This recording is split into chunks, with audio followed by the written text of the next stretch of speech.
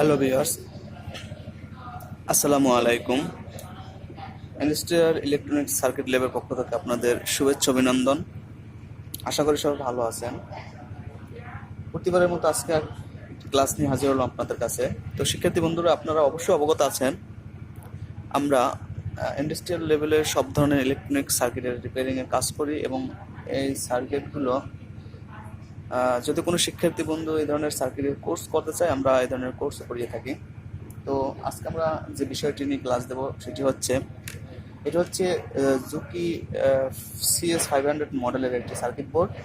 তো এর প্রবলেমটা হচ্ছে যে সার্কিটের পাওয়ার নাই। তো শিক্ষার্থী বন্ধুরা, আমরা প্রথমে ফাইন্ড আউট করবো যে সার্কিটে কেন পাওয়ার নাই এবং কি কম্পোনেন্ট নষ্ট হয়ে গেছে বা কি কম্পোনেন্ট খারাপ হয়ে গেছে যে কারণে আমাদের সার্কিটে পাওয়ার নাই। তো শিক্ষার্থী বন্ধুরা, আমাদের এটা হচ্ছে ডিজিটাল মাল্টিমিটার এবং খুব গুড একটি ডিজিটাল মাল্টিমিটার।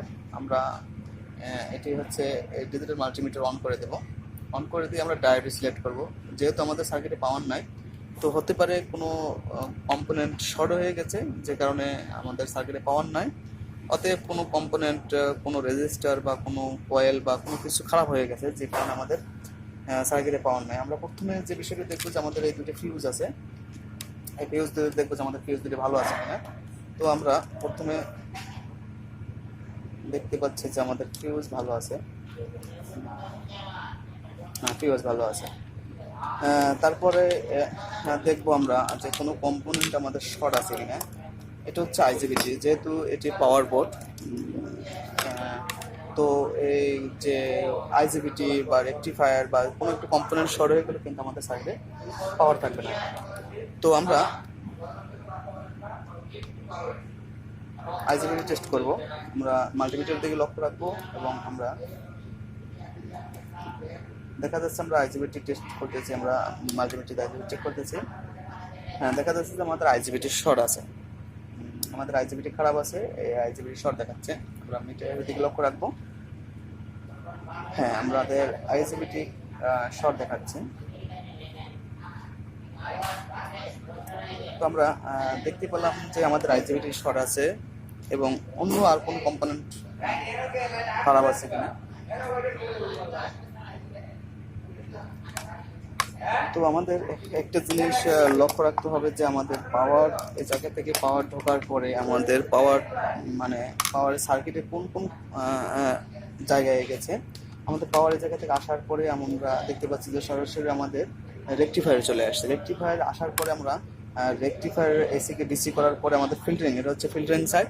আমাদের ফিল্টারিং করার জন্য দুটি ক্যাপাসিটার ব্যবহার করা হয়েছে, মানে পিওর ফিল্টারিং করার জন্য। এখানে তো ডিসি আছে, এই যে পিওর ফিল্টারিং করে পিওর ডিসি করার জন্য আমাদের দুটি ক্যাপাসিটার ব্যবহার করা হয়েছে। ক্যাপাসিটার পরে আমাদের এই এসএমপিএস পাওয়ার সাপ্লাই যাওয়ার পর পাওয়ারটার পুরো ডিস্ট্রিবিউশন করছে। তো শিক্ষার্থী বন্ধুরা, আমরা এত ডিটেলস না দেখে, এত ডিটেলস ভিডিওর মাধ্যমে বলা যায় না বা দেখানো যায় না।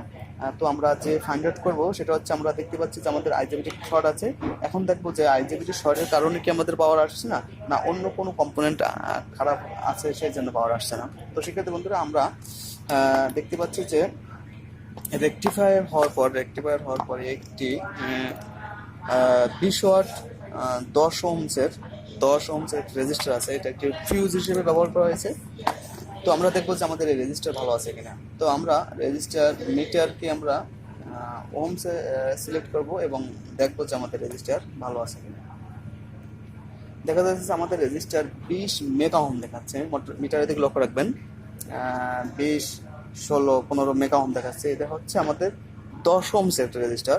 যেহেতু 10 ওহমস, কিন্তু এটা রেজিস্টারটি একেবারে পুরোপুরিভাবে ওপেন হয়ে গেছে। ওপেন হয়ে যাওয়ার কারণে আমাদের পাওয়ার ঢোকার পরে আমাদের পাওয়ার এদিকে আসতেছে না, শুধু রেজিস্টার পর্যন্ত এসে পাওয়ার অফ হয়ে গেছে, অর্থাৎ আমাদের এখানে কোনো পাওয়ার নাই।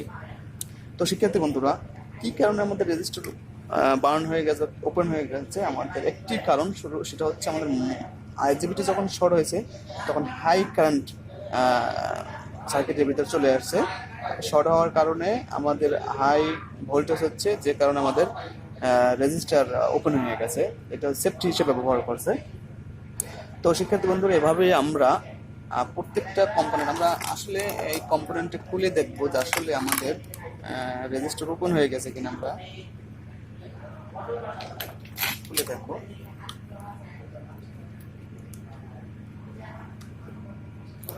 আমরা রেজিস্টারটি খুলে দেখবো যে আমাদের রেজিস্টারটা পুরোপুরি ওপেন হয়ে গেছে কিনা।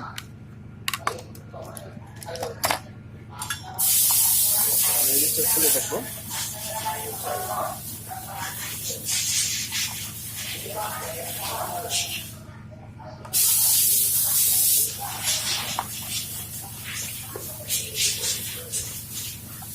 বন্ধুরা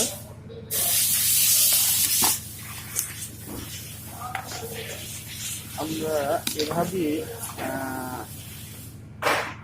সিপ লেভেলে রিপেয়ারিং এর কাজ করে থাকি।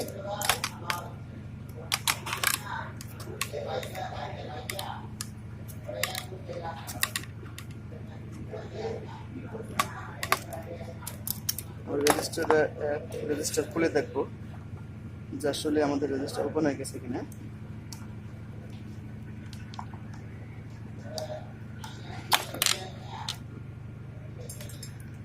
রেজিস্টার আমরা খুলে দিলাম, এখন আমরা মাল্টিমিটার